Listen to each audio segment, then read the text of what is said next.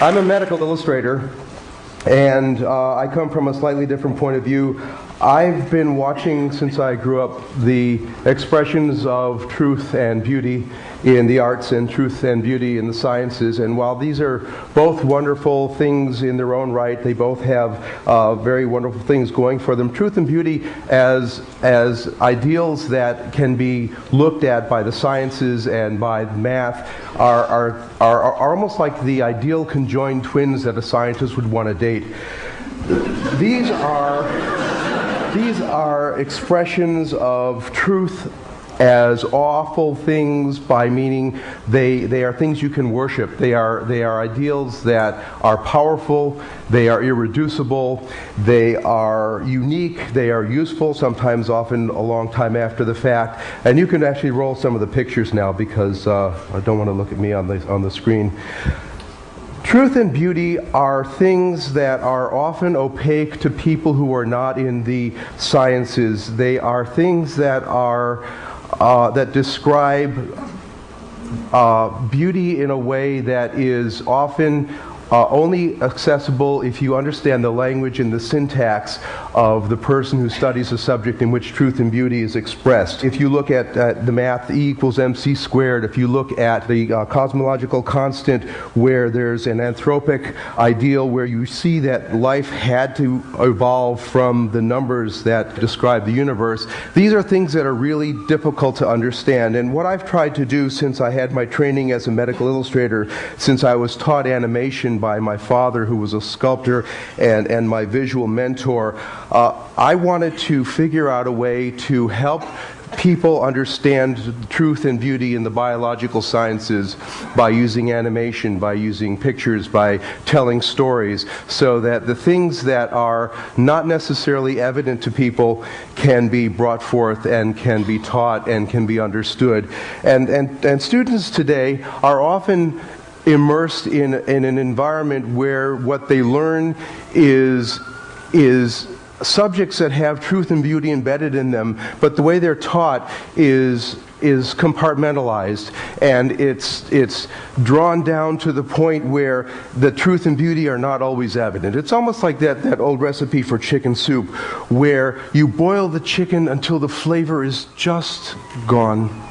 And we don't want to do that to our students. So we have an opportunity to really open up education. And I had a telephone call from Robert Liu at Harvard in the molecular and cellular biology department a couple of years ago.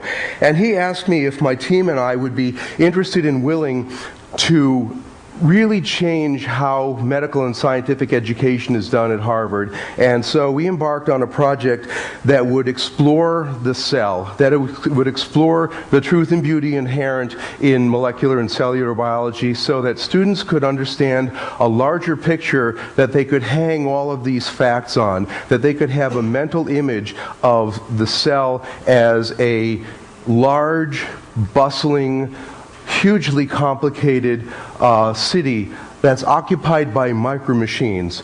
And these micro-machines really are at the heart of life. These micro-machines, which are the envy of nanotechnologists the world over, are self-directed, powerful, precise, accurate devices that are made out of strings of amino acids. And these micro-machines power how a cell moves. They power how a cell replicates. They power our hearts. They power our minds. And so what we wanted to do was we wanted to figure out how we could make this story into an animation that would be the centerpiece of BioVisions at Harvard, which is a website that Harvard has for its molecular and cellular biology students that will, in addition to all the textual information, in addition to all the didactic stuff, put everything together visually so that these students would have an internalized view of what a cell really is in all of its truth and beauty, and be able to study with this view in mind, so that their imaginations would be sparked, so that their passions would be sparked, and so that they would be able to go on and use these visions in their head to make new discoveries and to be able to find out really how life works. So we set out by looking at how these molecules are put together.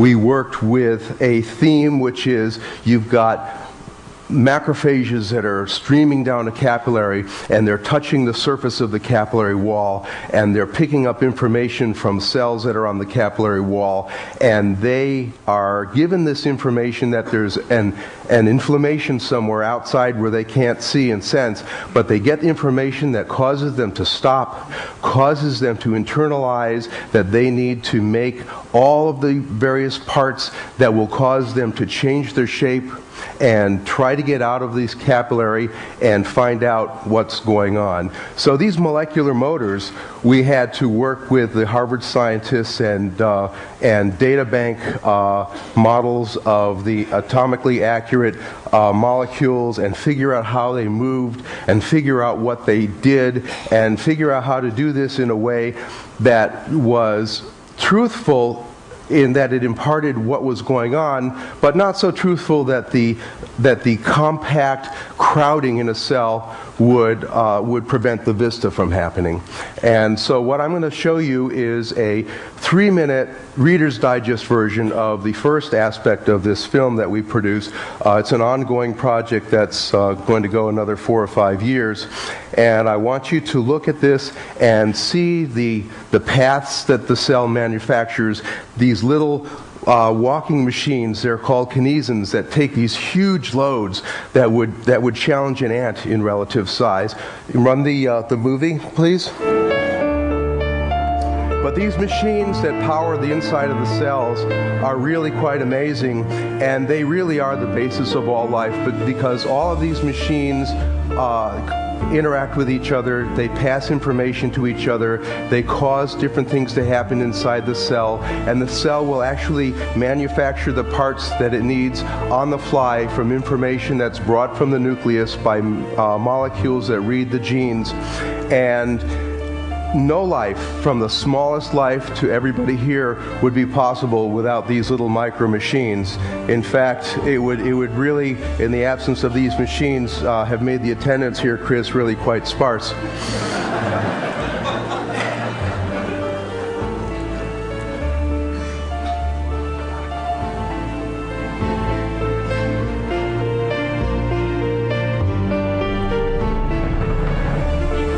This is the FedEx delivery guy of the cell.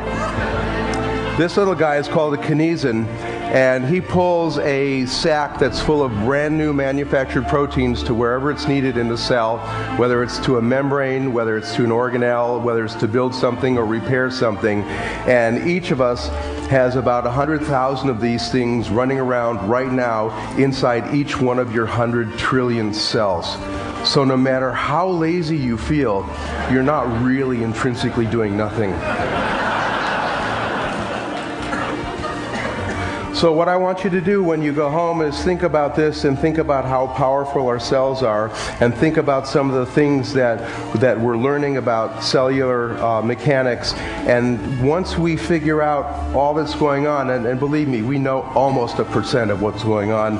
Once we figure out what's going on, we're really going to be able to have a lot of control over what we do with our health, with what we do with future generations, how long we're going to live, and hopefully we'll be able to use this to discover more truth and more beauty.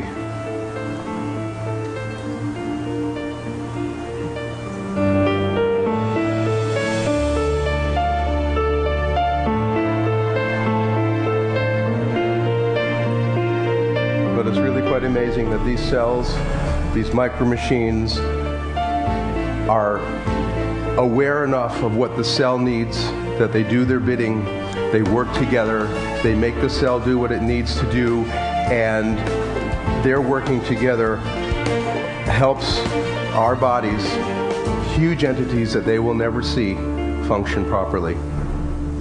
Enjoy the rest of the show. Thank you.